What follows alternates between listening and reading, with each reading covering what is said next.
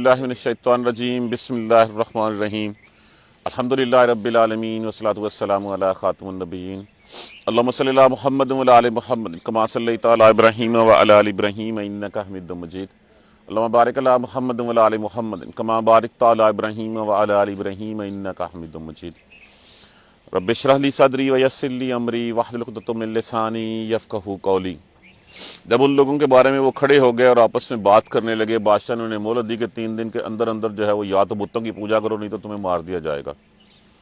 اللہ نے ان کو ہمت دی، ان کی راست بازی اور بڑھا دی۔ انہوں نے کہا کہ یہ ہے ہؤلاء قومنا، یہ ہے وہ قوم میری، یہ ہے وہ قوم والے میرے، اتخذوا من دونہ آلہۃ، جنہوں نے پکڑ لیے ہیں اس کے سوا اور معبود، اللہ کے سوا اور معبود بنا لیے ہیں۔ لولا یاتون علیہم بالسلطان بین، کیوں اس کے اوپر وہ کوئی نشانی نہیں لاتے، کوئی اللہ کی طرف سے روشن نشانی ہدایت کیوں نہیں لاتے؟ اور پھر فرمایا گیا فمن اظلم ممن افتری علی اللہ کذبا، اس سے بڑھ کے ظالم کون ہے جس نے اللہ کے اوپر جھوٹ باندھا؟ کیا اللہ کے اوپر جھوٹ باندھا کہ اللہ کے ساتھ شریک بنا دیے، اللہ کے ساتھ ساجیدار بنا دیے، اللہ کی اولاد کھڑی کر دی، اللہ 3 میں سے 1 بنا دیا، اللہ کی بیٹیاں بنا دی، اور لوگوں کو کہہ دیا کہ اللہ ان کی سنتا ہے تمہاری نہیں سنتا۔ تو یہ وہ ساری چیزیں، ہر وہ چیز جو باطل کا راستہ ہے، ہر وہ چیز جو اللہ کی نافرمانی کا راستہ ہے، ہر وہ چیز جو قرآن و سنت سے ثابت نہیں ہے، وہ ساری کی ساری ایک بہتان لگانے کے مترادف ہے۔ دیکھیے کسی کے اوپر ویسے جھوٹا الزام لگانا، تہمت دھرنا کتنی بری بات ہے، لیکن اگر بات اللہ کی ہو کہ کوئی بات ایسے کر دی جائے جو بات اللہ کی طرف سے نہ ہو اور اللہ کی طرف منسوب کر دی جائے، اس لیے کہا گیا اس سے بڑا ظالم کون ہے۔ یہ جو افعلہ کا وزن ہے نا، اس طرح ہم کہتے ہیں اکبارو، سب سے بڑا، اظلمو سب سے زیادہ ظلم کرنے والا، سب سے بڑا ظلم کرنے والا۔ اب اس میں دیکھ لیجیے جتنی بھی چیزیں قرآن اور سنت میں نہیں ہیں اور ہم ان کو منسوب کرتے ہیں ثواب کے لیے، منسوب کرتے ہیں ہم کہ یہ نیکیاں ہماری ہوں گی، اگر وہ نیکیوں کا حکم اس طرح اللہ اور اس کے رسول نے نہیں دیا تو پھر ہم کون ہوتے ہیں؟ اس کا مطلب تو یہی ہے کہ ہم بھی منسوب کر رہے ہیں معاذ اللہ۔ اللہ تبارک و تعالیٰ ہمیں سیدھا رستہ دکھائے۔ اب یہاں تک تو بات ہوگی وَإِذِ اعْتَزَلْتُمُوهُمْ، اب لفظ کیا ہے؟ اعتزال، تم ضمیر لگی ہوئی ہے، واو اور ہم۔ اعتزال کا معنی ہوتا ہے کنارہ کر لینا، الگ ہو جانا، علیحدہ ہو جانا۔ تم ضمیر لگی ہے غائب کی، جب حاضر کو فاعل اور مفعول کو دونوں کو ملایا جائے تو پھر واو کا اضافہ درمیان میں جو ہے وہ کر دیا جاتا ہے۔ اعتزلتموہم، جب تم الگ ہو گئے ان سے، جب غائب حاضر اور غائب کو ملا دیا جائے تو پھر درمیان میں واو کا اضافہ کیا جاتا ہے۔ اعتزال سے جس کا معنی الگ ہونا، کنارہ کر لینا، کنارہ کشی کر لینا، علیحدہ ہو جانا۔ اور وَإِذِ اعْتَزَلْتُمُوهُمْ، اور جب علیحدہ ہو گئے تم ان سے، وما، اور ان سے بھی جو یعبدون، وہ عبادت کرتے ہیں، الا اللہ، اللہ کے علاوہ، اور ان سے بھی جن کی وہ اللہ کے علاوہ عبادت کرتے ہیں، فاؤ، اواہ، اوئی ان سے جس کا معنی ہوتا ہے پناہ لینا، کسی جگہ پہ ٹھہراؤ کرنا، پیا لینا، پس پناہ لے لو، چلے جاؤ، الالکاف، کاف کہتے ہیں غار کو، کھلے غار کو جس کا کشادہ ہے، ینشر لکم، ینشر لکم، نشر ان سے، نشر کا مطلب کیا ہوتا ہے؟ کسی چیز کو پھیلا دینا، وسیع کر دینا، کشادہ کر دینا۔ نشتر لگا کے بھی زخم کو کھولا جاتا ہے اور وسیع کیا جاتا ہے، یہ نشر ان سے ہے۔ ینشر لکم، وہ پھیلا دے گا، اضافہ کر دے گا رب تمہارے لیے، ربکم، پروردگار تمہارا، من رحمتہ، اور اپنی رحمت کے ساتھ، وَيُحْيِي، اور وہ مہیا کرے گا، یہ لفظ ہم نے کل بھی پڑھا گا، یحیی، تحیت ان سے لفظ ہے یہ، اس کا معنی ہوتا ہے پرووائڈ کرنا، مہیا کرنا۔ یحیی لکم، اور وہ مہیا کر دے گا تمہیں، من امرکم، امر کام تمہارے میں، مرفقا، آسانی، اور وہ تمہارے کام کو آسان کر دے گا، نرم کر دے گا۔ وَتَرَى الشَّمْسَ، ترا اب لفظ تے علیحدہ کر دیجئے، باقی پیچھے کیا بچا؟ راہ. راہ کا معنی کیا ہوتا ہے؟ دیکھنا. اور تو دیکھتا الشمس، شمس کس کو کہتے ہیں؟ سورج کو. اذا طلعت، طلعت لفظ کس سے ہے؟ طلوع سے. طلوع کا معنی کیا ہوتا ہے؟ نکلنا. غائب مؤنث کے لیے استعمال ہوا. جب سورج نکلتا، اذا طلعت جب وہ طلوع ہوتا، تزاورو، یہ لفظ جو ہے تزاورو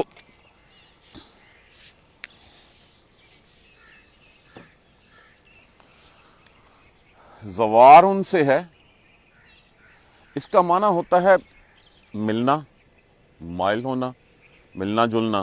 لیکن اگر اس کا صلہ ان آ جائے تو پھر اس کا مطلب ہوتا ہے کنارہ کشی کر لینا. وتزاورو، جب وہ سورج طلوع ہوتا تب وہ کنارہ کشی کرتا ان کافہم، ان کے غار سے. ذات الیمین، دائیں ہاتھ سے. ذات والے، یمین دائیں. وَإِذَا غَرَبَتْ، اور جب وہ غروب ہوتا تقرضہم، قرض ان سے. اس کا معنی بھی کنارہ کشی کرنا ہوتا ہے، سائیڈ سے ہو کے نکل جانا. تقرضہم، کنارہ کرتا ان سے. ذات الشمال، بائیں ہاتھ سے. وہم، اور وہ تھے فی میں فجوتن، فجوتن کہتے ہیں وسیع کشادہ جگہ کو. منہ، اس کی، کس کی؟ اس غار کی.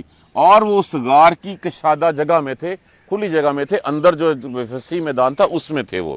ذالکا، یہ ہے من آیات اللہ، اللہ کی نشانیوں میں سے.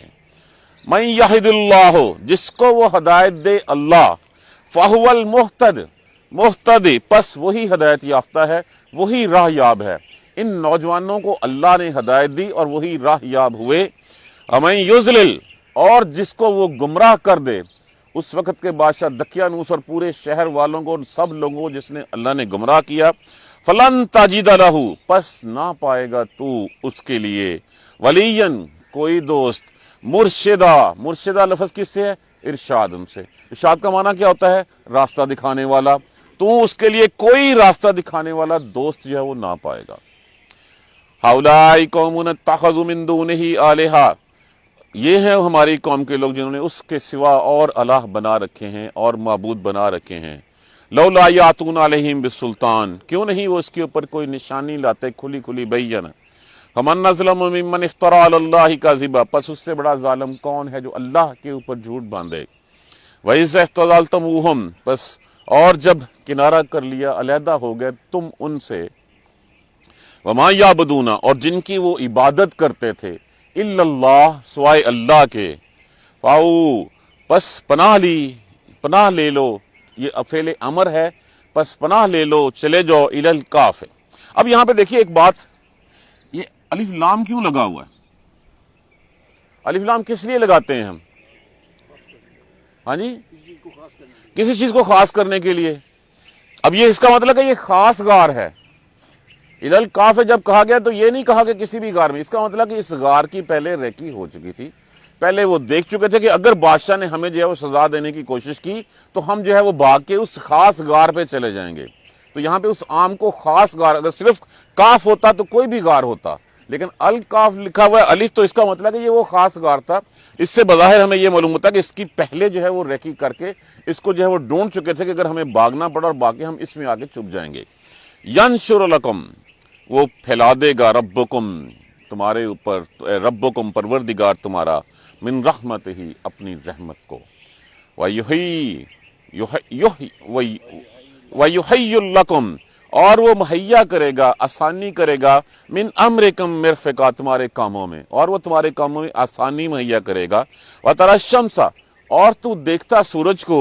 اذا طلعت، جب وہ طلوع ہوتا، جب وہ نکلتا. تزاور عن کافہم، وہ کنی کتراتا اس کے ان کے غار سے. ذات الیمین، دائیں ہاتھ سے جو ہے وہ کترا کے نکل جاتا. وَإِذَا غَرَبَتْ تَقْرِضُهُمْ، اور جب وہ غروب ہوتا وہ کنارہ کشی کرتا ان سے. ذات الشمال، بائیں جانب سے. وَهُمْ فِي فَجْوَةٍ، اور تھے وہ اس غار کے کشادہ حصے میں. منہ، اس کے. ذَلِكَ مِنْ آیات اللہ، یہ ہے اللہ کی نشانیاں. مَنْ يَهْدِ اللَّهُ، جس کو چاہے وہ ہدایت دے اللہ. فَهُوَ الْمُهْتَدُ، پس وہی ہے ہدایت یافتہ، راہ یافتہ. ومن یضلل، اور جس کو وہ گمراہ کر دے، فلن تجد لہ ولیا مرشدا، بس نہیں تو پائے گا اس کے لیے کوئی دوست راہ دکھانے والا۔ اب اس کو جو ہے وہ اینگل کو سمجھ لیجئے کہ اللہ تبارک و تعالیٰ نے، پہلی بات تو ہم نے کل بھی پڑھ لی تھی کہ نعرہ ہو گیا، ان لوگوں نے تہیہ کر لیا کہ ہم نے اللہ کے سوا جو یہ عبادت کرتے ہیں 3 دن کی، کہا جاتا ہے کہ جب مہلت تھی تو مہلت میں جو ہے وہ انہوں نے اپنی اللہ کی عبادت کرنی شروع کر دی، تو لوگوں نے جا کے بادشاہ کو بتا دیا کہ وہ تمہارے بتوں کو چھوڑ کے ابھی بھی جو ہے وہ ایک الہ کی عبادت کر رہے ہیں۔ تو اللہ تبارک و تعالیٰ نے پھر ان کی رہنمائی فرمائی، اور یہ جو کہا گیا کہ جب کنارہ کر لیا تم نے ان سے بھی کنارہ کر لیا، اور جن کو وہ پوچھتے تھے ان سے بھی کنارہ کر لیا، تو پھر پناہ دی اس جگہ پہ الالکاف، اس غار کی طرف، تو اللہ نے ان کی رہنمائی فرمائی۔ انہوں نے کہا کہ اس سے پہلے کہ جان کے لالے پڑ جائیں، جیسے میں نے کل بھی عرض کیا تھا، رہبانیت اسلام میں ممنوع ہے، رہبانیت کا کوئی کنسیپٹ نہیں ہے، کیونکہ اس سے آپ کی اجتماعیت جاتی رہتی ہے۔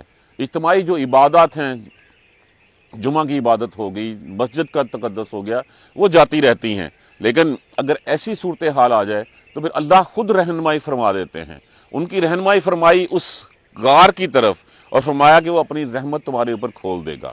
اب جیسے ہی وہ وہاں سے گئے اور غار میں پہلے تو بیٹھے تھے، فیصلہ کیا، سب کا مقصد ایک ہی تھا، سارے ایک ہی مقصد کے لیے اکٹھے ہوئے تھے، اسی مقصد سے پھر اللہ تبارک و تعالیٰ نے ان کو جو ہے اس غار میں اکٹھا کر دیا اور کہا کہ میں اپنی رحمت تمہارے اوپر کھول دوں گا۔ اب اس کو غار کا ایک آئیڈیا لے لیجئے، ایک اندازہ لگا لیجئے، مشرق یہ میرے دائیں ہاتھ پہ ہے، اور اس غار کا دہانہ جو ہے وہ شمال کی جانب تھا، اور اگر میرا منہ اس طرف رخ شمال کی جانب ہے تو یہ سورج نکلتا ہے اور یہ سورج یوں جو ہے وہ غروب ہوتا ہے۔ اب اس طرف اس کا منہ تھا اور خاصا کشادہ منہ تھا، یہاں سے سورج نکلتا، ہلکی سی وہ دھوپ جتنی ضرورت تھی ان کو وہ اتنی دھوپ اس میں سے آتی رہتی، اور پھر یہ یوں گزرتا، اور یوں گزر کے جب وہ اوپر آتا تو ان کی اندر سایہ رہتا، اندر کوئی دھوپ نہ آتی۔ اگر وہ ڈائریکٹ دھوپ اس کے اندر آتی تو ہو سکتا ہے وہ گرمی سے جل بن جاتے۔ یہ یوں سورج نکلتا، یہاں سے یوں آتا اور جا کے پھر یہاں سے کنارہ کرتا ہوا اوپر جاتا، جب وہاں سے واپس آتا تو پھر وہاں سے ہلکی سی لو اور روشنی، تاکہ اللہ تبارک و تعالیٰ نے ان کی روشنی کا بندوبست کر دیا، اور پھر سامنے دہانہ کھلا ہوا تھا اور پیچھے سے چند سوراخ تھے تاکہ اس غار میں سے ہوا کا گزر ہوتا رہے۔ دیکھیں یہ اللہ کی رحمت کتنی ہے کہ روشنی بھی مہیا کر دی، جتنی ضرورت کی گرمائش تھی سورج کے ذریعے وہ بھی مہیا کر دی، کوئی ڈائریکٹ کسی چیز نے ان کو ہٹ نہیں کیا، اور پھر دوسری سائڈ کے اوپر چھوٹے چھوٹے سوراخ تھے صرف ہوا کے گزرنے کے لیے۔ یہ نہیں تھا کہ وہاں سے پیچھے سے کوئی اس میں کوئی جانور یا کوئی اور داخل ہو جاتا، اب صرف سامنے والا دہانہ تھا، اس دہانے کے اوپر ان کا کتا بیٹھا ہوا تھا، تو کتا بھی اس حالت میں بیٹھا ہوا تھا کہ جب لوگ گزرتے تو لوگوں کے ان کے اوپر اگر کوئی دیکھ بھی لیتا، کوئی نظر پڑ بھی جاتی تو اس کے کتے کا روب ہوتا کہ یہ کتا ابھی آئے گا اور مجھے چیر پھاڑ کے رکھ دے گا۔ تو یہ اللہ تبارک و تعالیٰ کی نشانیاں تھیں۔ سورج آتا، جتنی گرمائش جتنی ضرورت ہوتی اتنی ہی جو ہے وہ ان کو گرمی پہنچتی، اتنی ہی روشنی پہنچتی ان کی، اور ہوا کا جو ہے وہ سلسلہ چلتا رہتا کہ جب وتری الشمس اذا طلعت تزاور، اور جب تو دیکھتا سورج کو جب وہ طلوع ہوتا ہے، اب خود اندازہ لگا سکتے ہیں، یہ شمال ہے، یہ رائٹ سائڈ پہ مشرق ہے، یہ سورج یہاں سے نکل رہا ہے، اس طرف اس کا منہ ہے، ادھر سے نکل رہا ہے، یوں اوپر جو ہے آگے ہوتا چلا جاتا ہے۔ سورج کی صبح کی کرنیں اس میں آتی ہیں، صبح کی ہلکی پھلکی دھوپ آتی ہے، جیسے سورج گرم ہوتا ہے وہ بالکل اوپر ہوتا ہے، اوپر چھت ہے غار کی اور اس میں کچھ نہیں، اسی طرح جب ادھر آتا ہے تو ادھر سے ہلکی پھلکی دھوپ جو ہے وہ جتنی، جب تو دیکھتا تو کنی کتراتا ہے، ان کے دائیں ہاتھ سے گزر جاتا ہے یوں کر کے۔ وَإِذَا غَرَبَتْ تَقْرِضُهُمْ، اور جب وہ غروب ہوتا ہے تو تب وہ کنارہ کرتا ہے ذات الشمال، ان کے بائیں ہاتھ سے، یوں نکلتا یوں اس کا جو ہے وہ بن جاتا۔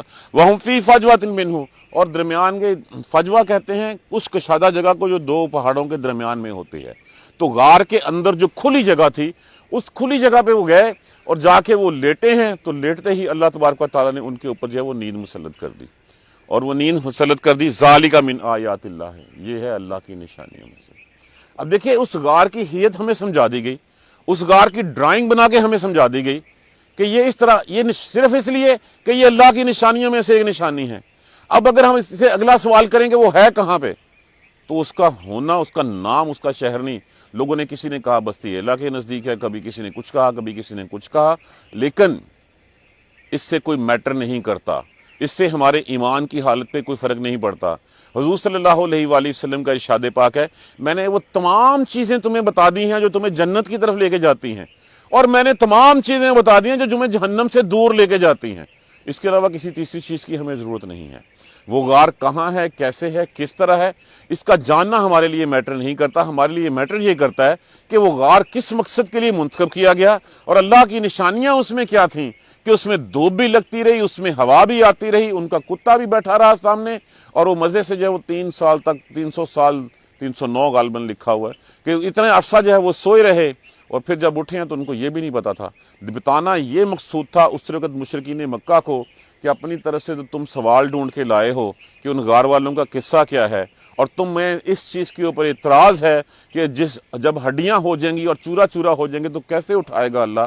تو یہ اللہ ہی ہے، قادر ہے اس چیز کے اوپر کہ وہ ان کو سلا بھی سکتا ہے. ایک ان کے سوال کا جواب بھی دے دیا اور یہ دلیل بھی دے دی کہ وہ اللہ ہی ہے جس نے پیدا کیا اور ان کو اتنے 100 سال تک سلایا، اور پھر اس کے بعد ان کو اٹھا دیا، اور اٹھا کے بھی دیا تاکہ لوگوں کو پتہ چلے کہ یہ کہ اللہ کی قدرت کی نشانیوں میں سے نشانی ہے، تاکہ دونوں جماعتوں کو پتہ چل جائے کہ بس لے کہ ہاں بھی کیا کہتی ہیں. جو ایمان والے تھے ان کا ایمان تو پکا ہو گیا، اور جو دوسرے تھے انہوں نے بعد میں اس کو پھر پوجنا بھی شروع کر دیا. ذالک من آیات اللہ، یہ ہے اللہ کی نشانی. من یہد اللہ، جس کو وہ ہدایت دے. ان نوجوانوں کو اللہ نے ہدایت دی، اسی معاشرے کا حصہ تھے، اسی معاشرے میں رہتے بستے تھے، اسی بستی کے سرداروں کے وہ سرداروں کی اولاد تھے. تو جیسے پورا شہر بگڑا ہوا تھا، ان 7 کو جو ہے وہ اللہ نے ہدایت دی. تو جس کو اللہ ہدایت دے دے صرف وہی راہ یافتہ ہے، کسی اور کو راہ نہیں. اور جس کو وہ گمراہ کر دے، بے راہ کر دے، من یضلل فلن تجد له ولیا مرشدا. تو اب دیکھیں کتنے بڑے بڑے بادشاہ، سردار سارے تھے، وہ سارے کے سارے کسی کو جو ہے وہ ہدایت نہیں ملی، وہ بے راہ ہوئے. اور جس کو بے راہ اللہ کر دے اس کے لیے کوئی تو جو ہے وہ راستہ دکھانے والا دوست جو ہے وہ نہیں دیکھ سکے گا. اللہ کے علاوہ کوئی راستہ نہیں دیکھ سکتا. اور راستہ بھی اللہ کس کو دکھاتا ہے؟ راستہ بھی اسی کو دکھاتا ہے جو راہ کا طالب ہوتا ہے، جو راہ دیکھنی چاہتا ہے، جو پہلے ہی جو ہے وہ غلط کو غلط اور صحیح کو صحیح سمجھتا ہے. دیکھیے حضور صلی اللہ علیہ وسلم کے دور میں، جیسے میں نے مثالیں دی تھی ورقہ بن نوفل کی، مثالیں دی ابوبکر صدیق رضی اللہ تعالیٰ عنہ کی. کتنے لوگ تھے جو متنفر تھے. عبداللہ بن سلام رضی اللہ تعالیٰ عنہ، وہ متنفر تھے ان چیزوں سے جو چیزیں اس وقت رواج میں تھی، اس وقت چل رہی تھی. ان کو سمجھ نہیں آ رہی تھی کہ صحیح راستہ کون سا ہے، اور وہ صحیح راستہ اللہ تبارک و تعالیٰ نے قرآن کا راستہ رسول اللہ صلی اللہ علیہ وسلم کے ذریعے جو ہے وہ ہم تک پہنچا دیا. تو جیسے ہی ہدایت پکڑی، اس لیے کہ وہ ہدایت کے متلاشی تھے. اب نہیں ہدایت آئی، ابو جہل کو نہیں آئی، ابو لہب کو نہیں آئی، اور باقی جتنے اس وقت قریش کے سردار تھے، جتنے بڑے بڑے نام تھے، ان کو نہیں آئی. تو جو ہدایت کا متلاشی ہوتا ہے وہی جو ہے وہ ہدایت پاتا ہے، اللہ اسی کو راہ دکھاتا ہے. اور جو ہدایت کا متلاشی نہیں ہوتا، وہ حق اس کو جو ہے وہ اٹریکٹ کرتی ہیں ساری غلط چیزیں، وہ ان شیطان کے راستے پہ چلتا ہے. اللہ کو بھی کوئی ضرورت نہیں ہے اس کو ہدایت دکھانے کی. اللہ تبارک و تعالیٰ کے ارشاد پاک ہے کہ اگر تمام کی تمام جن و انس، تمام مخلوق جو ہے جہنم میں بھی چلی جائے تو اس کو تب بھی کوئی فرق نہیں پڑتا، اور ساری کی ساری جنت میں بھی چلی جائے اس کی بادشاہت میں تبھی بھی کوئی کمی نہیں آ سکتی. تو جس کو وہ راہ دکھائے وہی راہ یافتہ ہے، جس کو وہ بے راہ کر دے اس کو کوئی دوسرا راہ دکھانے والا نہیں ہے. اب یہ اللہ کی نشانیاں، اس سوال کا جواب، اور پھر یہ کہ اللہ 300 سال، 900 سال، 309 سال تک سلا کے اٹھا سکتا ہے، تو پھر تمہیں قبر سے اٹھا کے بٹھا بھی سکتا ہے، اور تمہیں بٹھا کے جو ہے وہ پھر روز محشر کی طرف بھی لے جا سکتا ہے. دیکھیے ہمیشہ ایک چیز ذہن میں رکھیے، کوئی بھی چیز پہلی دفعہ بنانی مشکل ہوتی ہے، سیکنڈ ٹائم اس کا کوئی مشکل نہیں ہوتا. تو انسان کا بنانا مشکل ہے، یا یہ سورج چاند ستارے جو ہزاروں اربوں سال سے چلے آ رہے ہیں اور ایک سسٹم کے تحت چلے آ رہے ہیں. کون ہے ہستی جو اس کو کنٹرول کرتی ہے؟ وہی ہستی ہے جو تمہاری باڈی کے سارے آرگن کو کنٹرول کرتی ہے، اور کنٹرول کر کے جس سے کو تو چاہے گا اس باڈی کو دوبارہ بھی جو ہے وہ اٹھانے کے قادر ہے. اللہ تبارک و تعالیٰ ہمیں سیدھا راستہ دکھانے. اللہم اہدنا الصراط المستقیم. اعوذ باللہ من الشیطان الرجیم. بسم اللہ الرحمن الرحیم. الحمدللہ رب العالمین، الحمدللہ رب العالمین، الحمدللہ رب العالمین. اللہم صلی علی محمد وعلی آل محمد کما صلیت علی ابراہیم وعلی آل ابراہیم انک حمید مجید.